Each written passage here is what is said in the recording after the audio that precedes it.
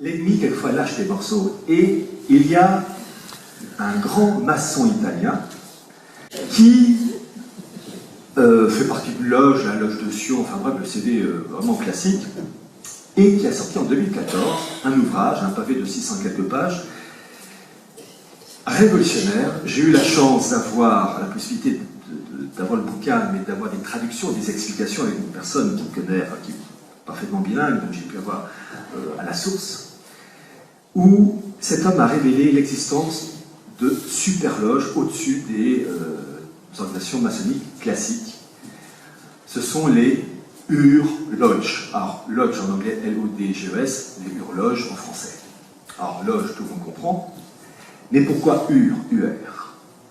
Alors d'abord, on va partir du général, il y en a 36. La première a été créée en 1849, la loge, la Ur-Loge Thomas Paine, et les toutes dernières, fin XXe siècle. Il y a deux factions, on retrouve toujours le même caractère, les Ur-Loges progressistes, laïcardes, et les Ur-Loges néo-aristocratiques, entendu avec une spiritualité gnostique. Et ce maçonnique, qui est en plus vénérable, est les maîtres du Grand Orient démocratique en Italie, il a un CV très intéressant, explique entre autres que bon, ces Ur-Loges, la faction progressiste et laïque, mais celle des néo-aristocratiques, il dit ces factions-là favorisent les hiérarchies, je cite son expression, les hiérarchies initiatiques de l'esprit. Donc vous voyez l'esprit catho qui est derrière. Le but de ces Ur-Loges, de ces super Ur-Loges, c'est de détruire la révélation. Ce maudit, entre guillemets, Jésus de Nazareth, qui a eu le culot de se présenter devant les hommes en disant « Je suis à la fois homme et Dieu ». Bon, on n'est pas habitué d'entendre ça, mais dans le catholicisme, il faut y croire. Ça s'appelle l'union hypostatique, l'hypostase, la substance. Et dans l'esprit de la synagogue aveugle, qui n'a pas reconnu le Jésus de Nazareth comme fils de Dieu incarné, vous avez eu, entre 100 et 500 après Jésus-Christ, l'élaboration d'un nouveau judaïsme, le Talmud, qui est le code civil politique et religieux de la synagogue, violemment anti-chrétien, violemment anti-catholique, violemment anti-Christ, anti-Messie, et eux, ils attendent leur vrai Messie, et vrai Messie au service de la gloire d'Israël. Sachant que pour eux, le peuple juif et le peuple prêtre, l'intermédiaire unique entre le Dieu un et le reste de l'humanité non juive, nous, ce peuple, ces non-juifs étant les prosélytes de la porte, une hiérarchie. Et dans leur idéal à eux, de ces Ur-Loges, par des chemins différents, progressistes ou bien néo-aristocratiques, il faut détruire tout ce qui est issu de la révélation. C'est vraiment un travail de sape, désinfecté à mort. Et revenir à la source. Et revenir à la source pour ensuite reprendre le chemin vers l'avenir et le recomposer. Donc revenir à la source après avoir détruit le monde issu du christianisme, du catholicisme, et ensuite remonter pour élaborer le nouveau monde véritable selon leur idéal, entre guillemets, à eux. Et le titre Ur-Loge est déjà tout un programme. Dans le christianisme, tout commence avec Abraham. Abraham, Jacob, Isaac, on remonte, les prophètes, etc., le prophète Isaïe, et en bout de course, l'Emmanuel, descendant de l'Alma, la Sainte Vierge qui donne naissance au Messie. Et donc, entre Abraham et le Christ, le Messie, il faut détruire cette partie-là. Donc Abraham est la base de tout. Donc il faut revenir à Abraham, à la source. Et Abraham, lorsque Dieu s'adresse à Abraham, il habite à l'époque en Mésopotamie, et il habite dans la cité de Ur.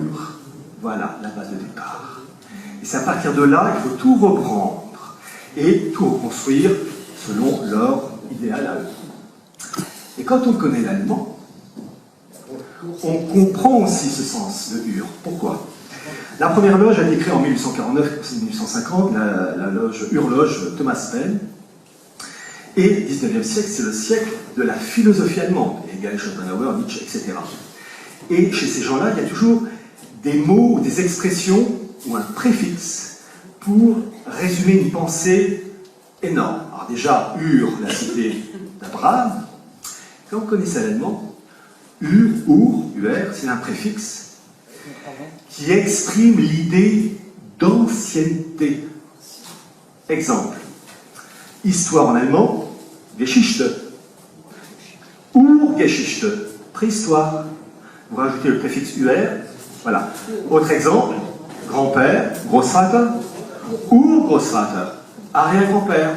Et si vous dites Urgroßvater, en français, arrière-grand-père. Donc le préfixe Ur, accolé à Lodge, montre que ces gens-là veulent reconstruire un monde en remontant à l'origine, Abraham, et reconstruire un nouveau monde en fonction de leur idéal satanique. Il n'y a pas de nom.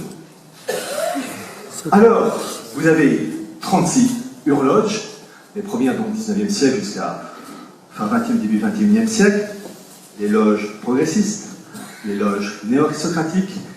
J'ai mis les 36 loges, avec les principaux noms, évidemment, je ne pouvais pas tout mettre.